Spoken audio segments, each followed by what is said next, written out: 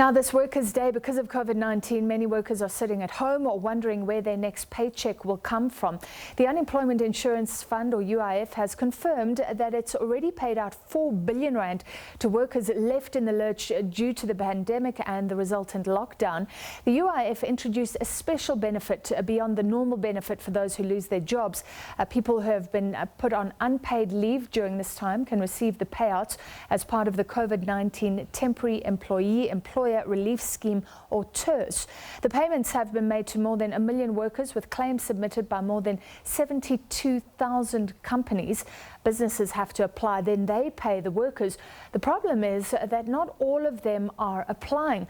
To discuss, we're now joined by the UIF Commissioner Teboho Maruping. Commissioner, thank you for your time tonight. Is that still the case, that some employers who can apply for this lifeline for their workers still have not bothered?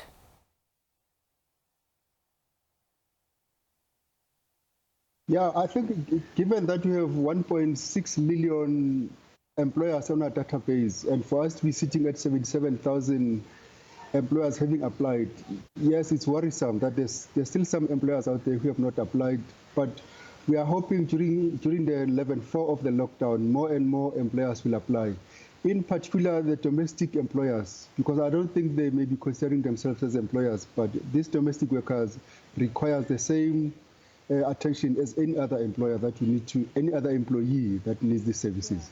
Well, domestic workers are amongst the most vulnerable workers. How many roughly are benefiting from the scheme?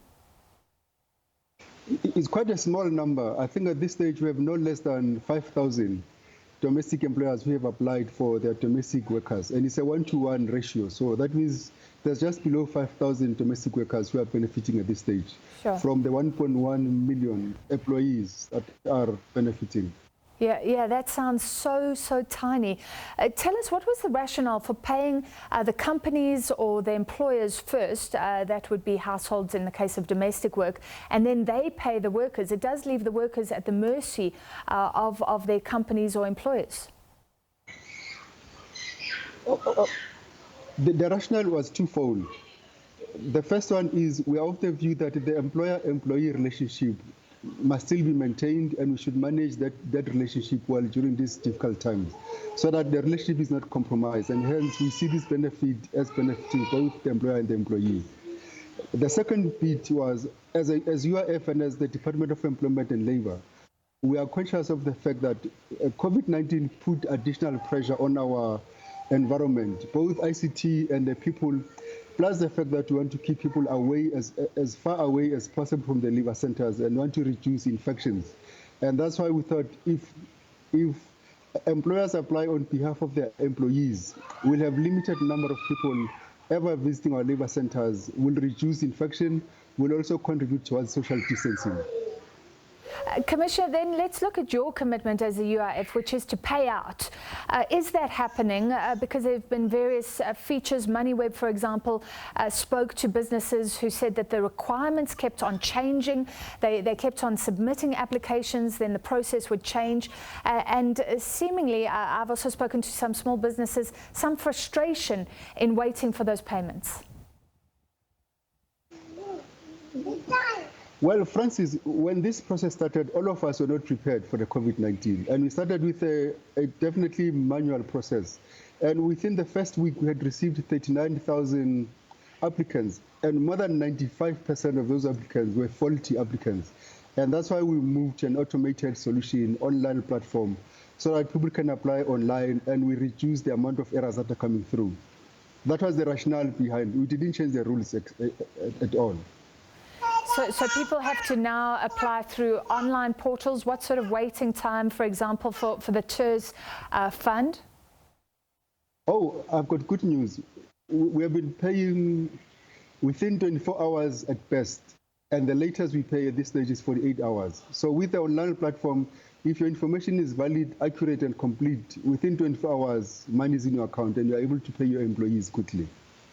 Okay, so that's an incredible turnaround time, and you have said there are system enhancements, so you believe it's working wonderfully well at the moment? Well, yeah, at this stage, everything is moving smoothly. Maybe just on, was it the 29th? people thought that the COVID-19 is closing and everyone applied at the same time. So on Thursday, people experienced a bit of a slowdown in our system, and I thought maybe the system is crashing. It was because everyone was applying. And let me just assure South Africans, we have not closed. You can still apply for April, and we'll be applying again for May because the lockdown continues at a different level at this stage. All right, so we'll follow how this improves things.